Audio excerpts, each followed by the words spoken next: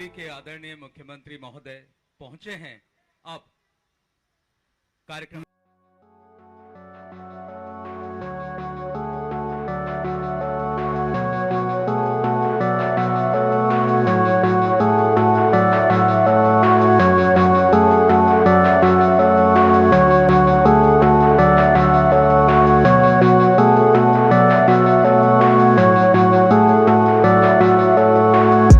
और अब मेरा अनुरोध आदरणीय मुख्यमंत्री महोदय से आपसे इंटरेक्शन का।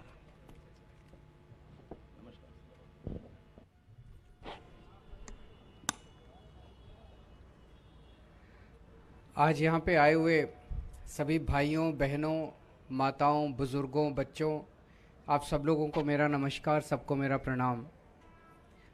आज बहुत खुशी का दिन है कि इस आश्रम फ्लाईओवर एक्सटेंशन का उद्घाटन किया जा रहा है और ये जनता के लिए खोला जा रहा है। आश्रम फ्लाईओवर से डीएनडी तक का ये एक्सटेंशन, जो अब पहले घंटों घंटों तक इतने लंबे लंबे ट्रैफिक जैम होते थे, खासकर सुबह और शाम को ऑफिस आवर्स में, अब लोगों को इससे निजात मिलेगी। और जैसा अभी इंजीनियर साहब ने बताया कि 3 रेड लाइट से फ्री हो जाएंगे और एक तरह से अब नोएडा से ऑल इंडिया मेडिकल तक बिना रेड लाइट के आप फर्राटे से वहाँ पहुँच सकते हैं। तो दिल्ली के लोगों को मैं बहुत बहुत बधाई देना चाहता हूँ। लोगों को थोड़ी तकलीफ़ तो हुई इस दौरान, क्योंकि काफ़ी आज जब ये कंस्ट्रक्शन चल रहा था तो ट्रैफिक की काफ़ी प्रॉब्लम हो रही थी, लेकिन जब भी कोई अच्छा काम होता है थोड़ी तकलीफ़ तो उठानी पड़ती है।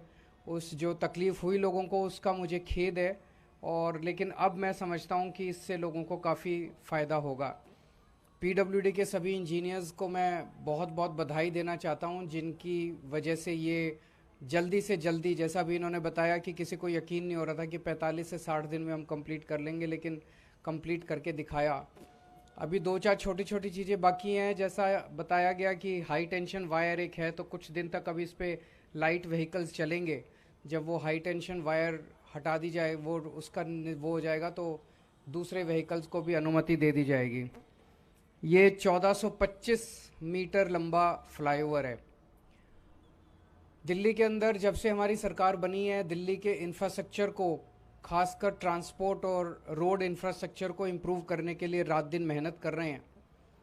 दिल्ली में टोटल अभी तक 101 फ्लाईओवर और अंडरपास हैं।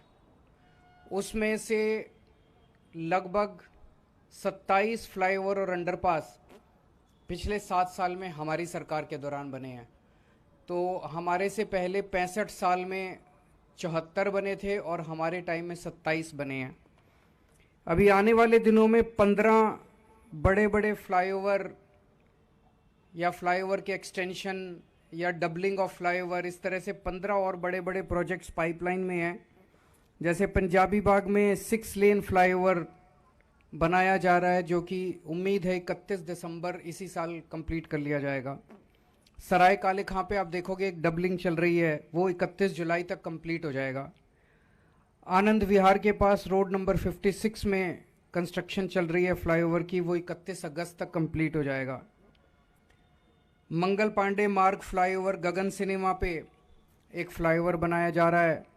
Doubling of flyover at Savitri cinema, Nehru place, rotary at Shalimar Bagh, Najafgarh Phirni, Maa Anandmayi flyover, Tripolia gate से Rani Jhansi flyover, east west corridor, north south corridor, elevated road from Wazirabad signature bridge to DND flyway, extension of Nehru place flyover to Modi mill flyover, LC12 railway over bridge at Kheda Khurd.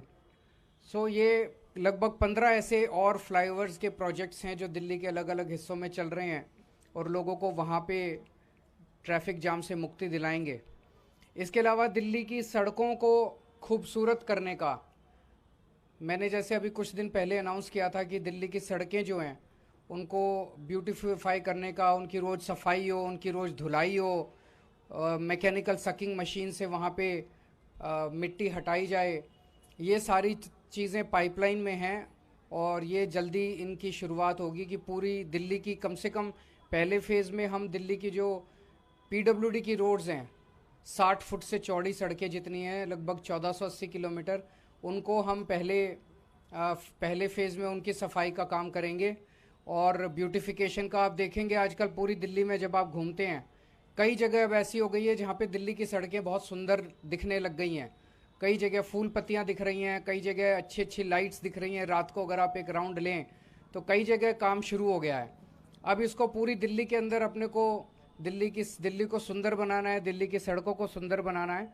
जैसे जैसे समय बीतेगा आप देखेंगे और भी कई नई नई सड़कें जो हैं वो खूबसूरत होती जाएंगी, उनकी साफ़ सफाई का ख्याल रखा जाएगा।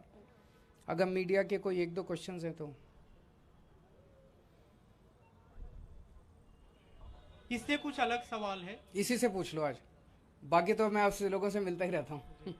सर, वो राबड़ी देवी के घर पे छापा चल रहा है, सीबीआई का बताया जा रहा है। वो गलत है। इस तरह से सभी विपक्ष के लोगों के ऊपर छापे मारना, उनको प्रताड़ित करना सही नहीं है।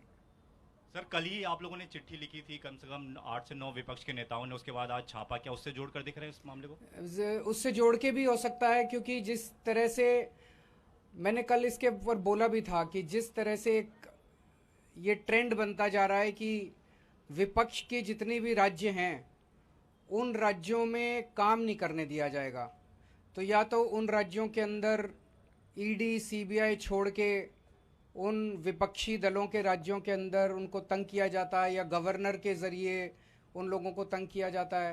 तो इस तरह से ये ठीक नहीं है, क्योंकि जनतंत्र तो तभी चलेगा, देश तो तभी आगे बढ़ेगा जब सारे मिलके काम करेंगे। तो चाहे पक्ष हो चाहे विपक्ष हो, जिसको भी वोट मिला उसकी सरकार बनी, उसकी सरकार को काम करने दिया जाना चाहिए। Thank you.